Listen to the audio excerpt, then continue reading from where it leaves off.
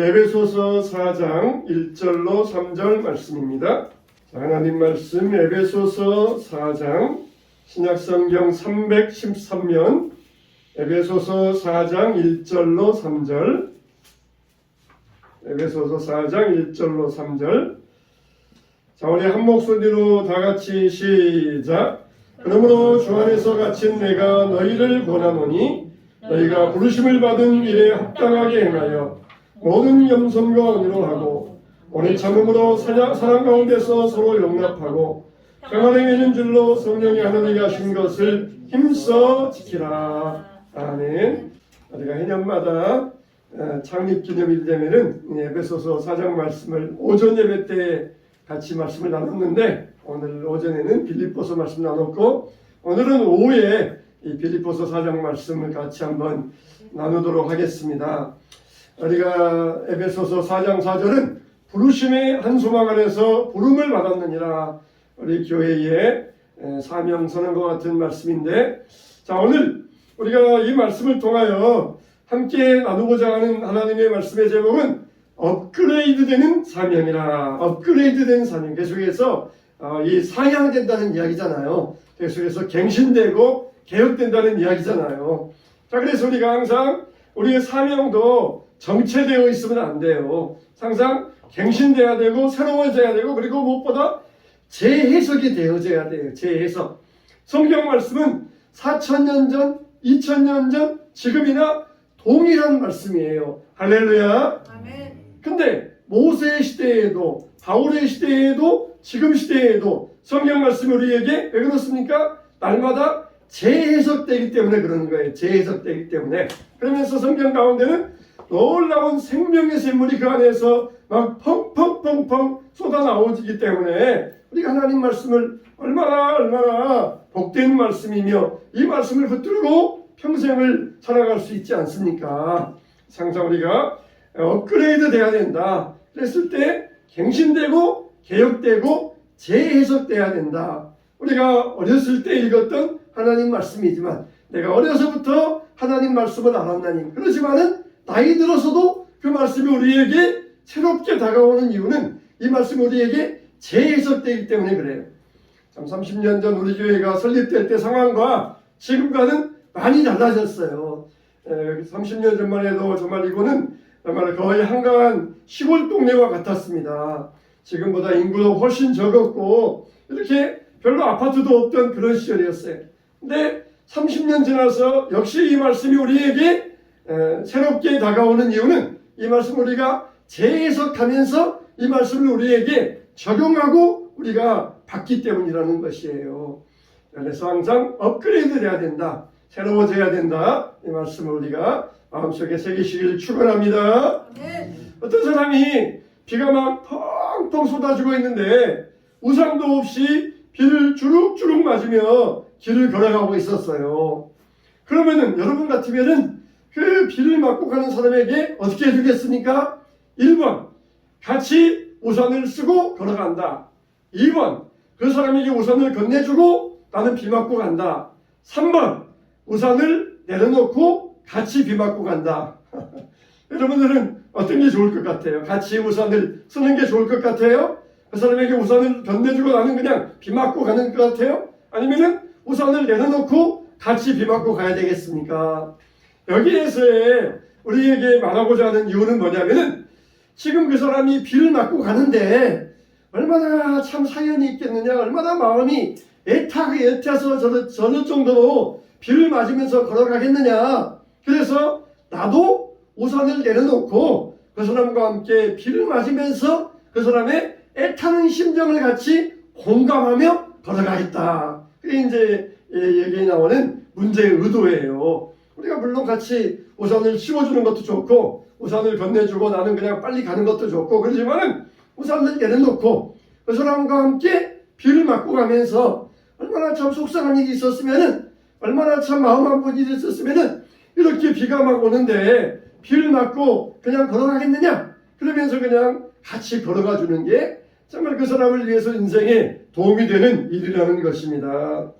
자, 여러분 우리는 교회의 사명자로서 이와 같은 길을 걸어가야 돼요. 우리가 정말 교회에서 사람들 앞에서 군림하는 자세가 아니에요. 정말 우리가 이 일제시대 때에는 최건동 목사님처럼 예수 천당 불신지요. 그러면 사람들이 그 말씀 듣고 나도 예수 믿어야 되겠다 두려워 떨면서 이 교회에 나왔어요. 근데 요즘은 느닷없이 그냥 예수 천당 불신지요 가면은 사람들은 이걸 굉장히 무례하게 받아들입니다. 똑같은 복음을 전파하는 사명이지만 이게 우리에게 또 새로워져야 돼. 새로운 옷으로 갈아입을 수 있어야 돼요. 옛날에는 치마적을 입었지만 요즘은 양복 양장 입는 것처럼 우리가 또 새로운 모습으로 다가갈 수 있어야 됩니다. 그래서 예수 천당 불신지요 하시는 분들의 그 뜨거운 마음은 우리가 정말 받아주어야 돼요. 그러면서 우리도 이 근본적인 것은 잊어서는 안 되지만 그렇게 하지 안 되지만 또 새롭게 그들에게 새로운 모습으로 다가가면서 사명을 우리가 감당할 수 있어야 됩니다. 옛날 같으면은 같이 우산 쓰고 가면서 우리가 우산 속에서 조곤조곤 대화하면서 위로해 주었다. 그러면은 요즘 같으면은 같이 비를 맞고 가면서 또 그 사람과 대화하면서 위로해 주는 방식으로 우리가 이렇게 새롭게 업그레이드되는 새로워지는 그런 사명의 방식을 얻을 수 있다는 것입니다. 그래서 우리 교회가 시대마다 때마다 하나님의 사명을 이루어 가야 되는데 그럼에도 불구하고 이 몇 가지 전제적인 조건이 있어요. 이거는 어느 시대에나 변치 아니하는 전제적인 조건입니다. 첫째는 뭐냐? 우리가 교회의 사명을 감당하기 위해서는 영적인 민감함이 있어야 돼요. 영적인 민감함. 따라서 합시다. 영적 민감함. 이걸 뭐라 그럽니까? 참 저 사람은 센스 있다 그러잖아요. 저 사람은 참 센스 있다 그러잖아요. 그게 이 정신적인 센스이고 이게 영적인 민감함. 그건 영적인 센스예요. 영적인 센스. 참 저 사람은 센스 있는 사람이야. 그런 것처럼 우리도 하나님께서 우리에게 원하시는 일에 센스 있게 반응해야 돼요. 회사에서는 직원들에게 일 시킬 때 문서를 가지고 지시하잖아요. 혹은 사장이 말로써 지시하잖아요. 근데 하나님은 우리에게 센스 있게 하셔요. 센스 있게. 센스 있게 하시면서 말씀을 주시면서 그 말씀 속에서 우리가 어떻게 영적 민감함으로 반응할 것인가. 그걸 우리에게 말씀해 주시는 것입니다. 그러니까 똑같은 하나님 말씀인데 사도행전 1장 8절 너희가 예루살렘과 온 유대와 사마리아와 땅 끝까지 이르러 내 증인 되리라 했을 때 베드로 시대 때에는 그냥 그 말씀 그대로 유대 나라 또 예루살렘 사마리아 땅 끝까지 그대로 그냥 그렇게 했으면 돼요.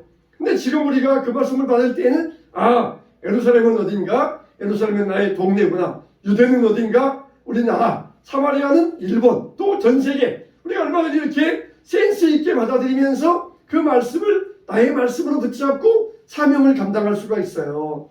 센스 없으면은 그냥 예루살렘, 온 유대, 사마리아, 온 세계. 나는 지금 한국에 사니까 유대 나라, 사마리아 거기에는 갈 일이 없으니까 나는 복음을 안 전하겠다.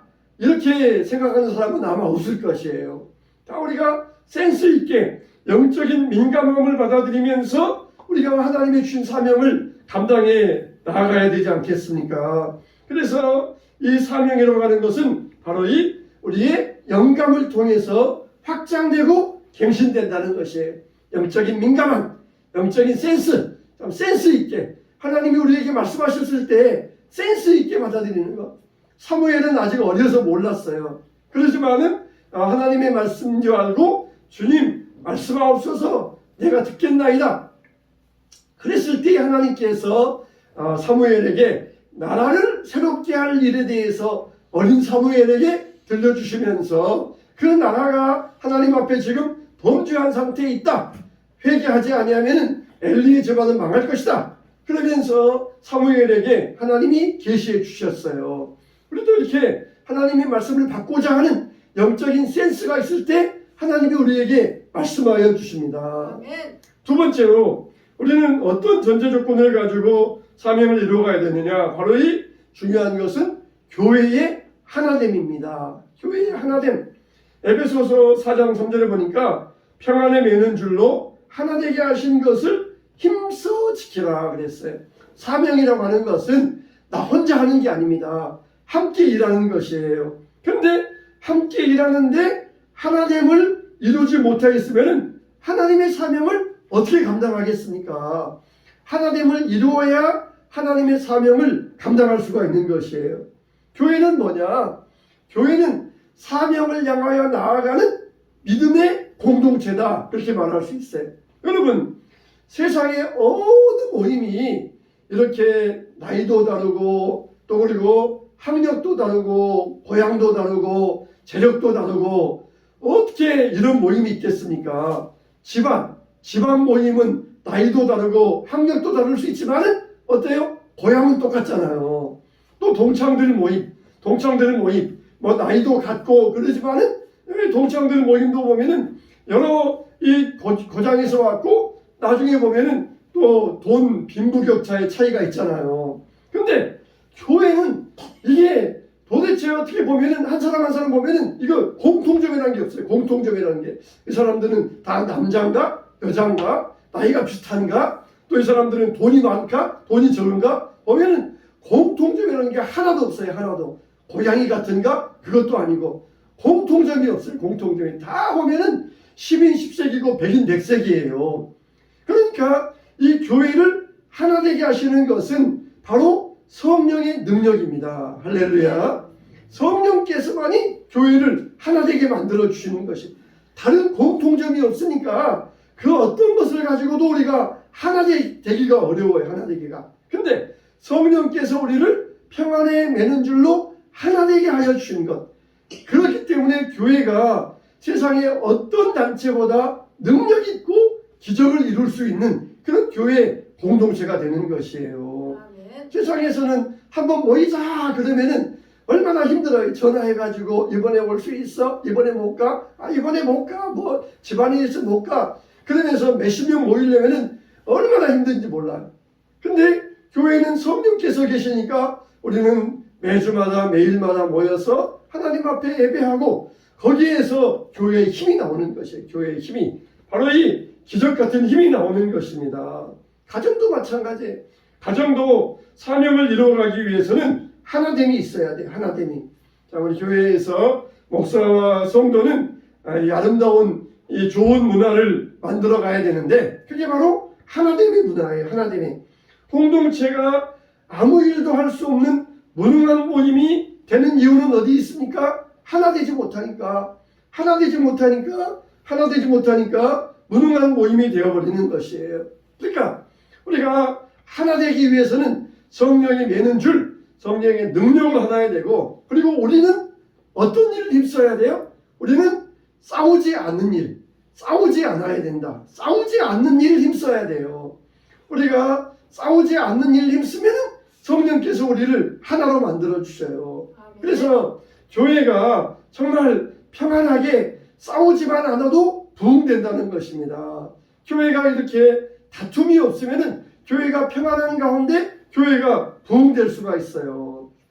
여러분 우리가 영성이 인간은 사람은 영성이 있잖아요. 영성. 근데 우리가 영성을 길러가야 되는데 식사기도 하루에 3번 식사기도만 잘해도 영성이 늘어난다. 그렇게 이야기했어요.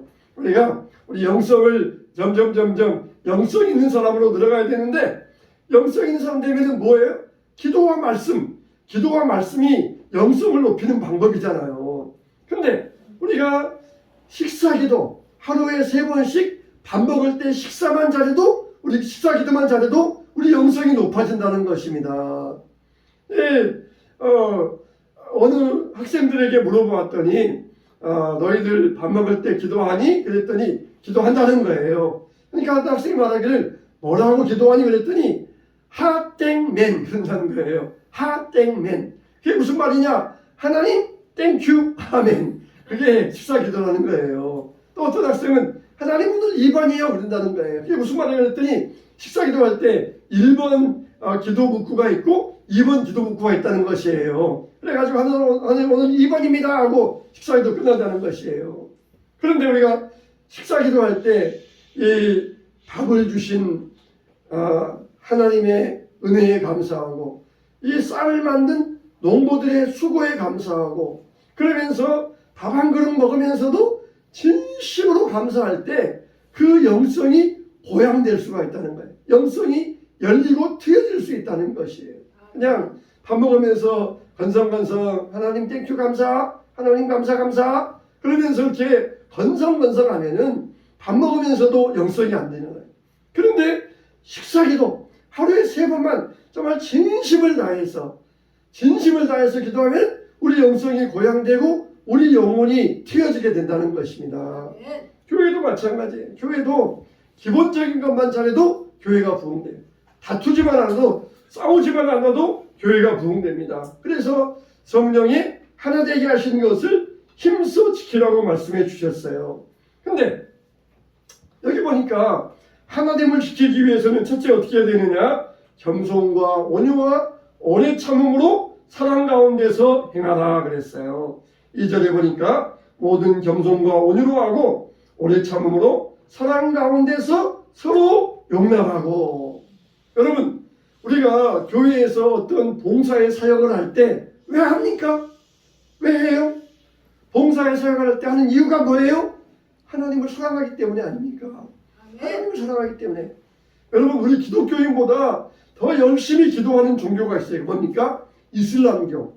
이슬람교는 하루에 5번씩 알라에게 메카를 향하여서 이렇게 카페에다가 돗자리 하나 딱 깔아놓고 엎드려서 절하면서 하루 5번씩 지극정성으로 기도해요. 근데 이슬람 사람들이 기도하는 이유가 뭐예요? 우리처럼 하나님을 사랑해서 기도하는 게 아니라 두려워서. 그렇게 안 하면은 자기 신에게 형벌받을 게 두려워서 하루 5번씩 기도해요. 그러면은 아무런 소용없습니다. 그러면은 아무리 5번 아니라 50번 기도해도 소용없어요. 우리는 왜 기도해요? 하나님 앞에 기도 안 하면은 두려울까 봐서, 밥 먹을 때 기도 안 하고 먹으면은 체할까 봐서, 차 타고 가는데 기도 안 하면 사고 날까 봐서 두려워서 기도합니까? 우리는 하나님을 사랑하기 때문에 기도하는 거예요. 하나님 사랑하기 때문에. 봉사의 일을 안 하면은 하나님이 벌 주실까 봐 봉사의 일을 하십니까? 아니, 우리는 하나님을 사랑하기 때문에 하는 거예요. 하나님을 사랑하기 때문에.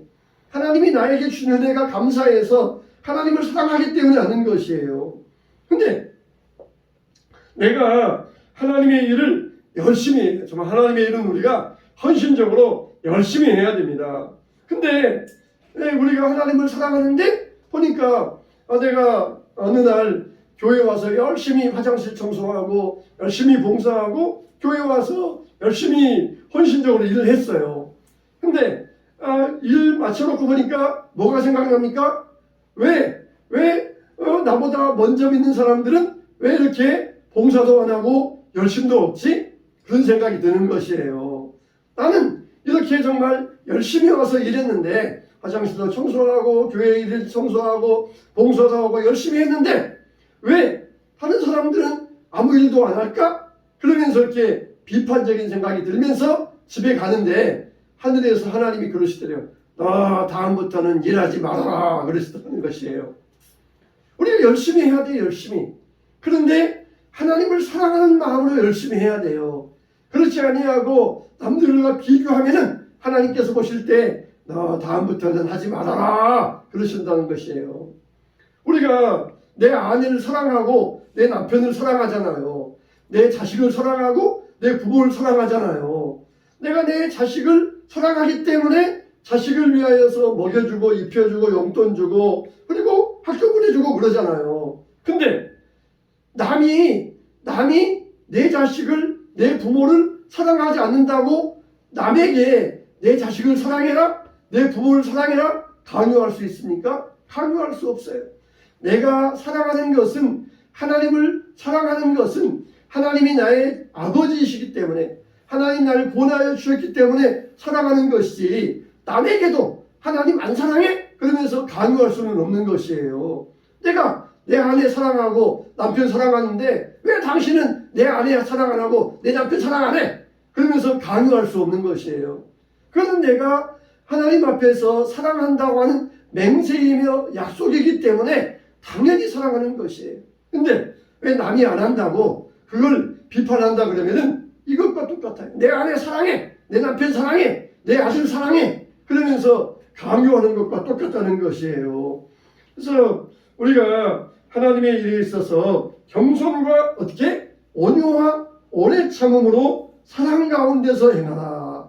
사랑 가운데서 행하라. 그래서 교회가 이렇게 사명을 위해서 힘차게 달려갈 수 있어야 돼요. 사랑과 겸손과 온유와 오래 참음으로 사랑 가운데 행하라.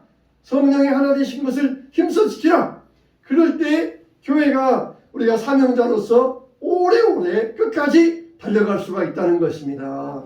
정말 여러분들이 남과 비교하는 신앙이 아니라 정말 내가 하나님을 사랑하기 때문에 이슬람 사람들처럼 두려워서 벌받을까봐 겁나서 하는 것이 아니라 하나님을 사랑하기 때문에 그럴 때 하나님께서 큰 영광 받으시기를 축원합니다. 축원합니다. 네.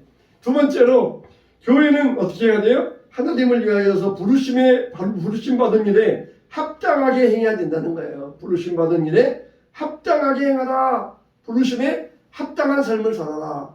교회는 에클레시아라 그랬는데 불러 모았다는 뜻이에요. 불러 모았다. 정말 고향도 다르고 출신도 다르고 나이도 다르고 다 다른데 전국 각지에서 불러 모아가지고 한 곳에 모이게 해주었어요. 그래서 교회를 통하여 하나님께서 하나님의 기적같은 놀라운 일을 이루어 가십니다. 그러니까 우리는 다 성도 다르고 나이도 다르고 다 다르지만은 하나님은 우리에게 각자의 은사에 맞는 분량을 주셨어요. 어떤 사람에게는 이런 은사, 저 사람은 저런 은사, 또 같은 은사에도 다른 분량대로 또 많이 주시기도 하고 좀 적게 주시기도 하고 다른 분량대로 각자에게 여러 가지 은사와 다른 분량대로 우리에게 나눠주셨다는 것이에요. 우리는 다 은사 없는 사람은 없습니다. 은사 없이 사는 사람은 아무도 없어요. 각자 받은 은사대로 분량을 따라서 그렇게 우리가 하나님의 일을 해야 되는데 우리를 부르신 분은 누구입니까? 하나님이셔요. 하나님께서 우리를 불러주셔서 하나님의 일을 하게 하여 주셨어요. 여러분, 교회는 그냥 저절로 굴러가는 것이 아닙니다. 교회는 그냥 가만히 있어도 저절로 잘 되는 것이 아니에요.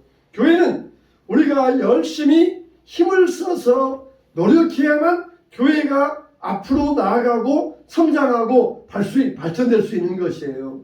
우리의 사명도 업그레이드되고 갱신되고 재해석되기 위해서는 계속 우리가 노력을 해야 되고 힘을 써야 돼요. 성령이 하나 되게 하신 것을 힘써 지키라. 너희의 분량대로 합당하게 행하라.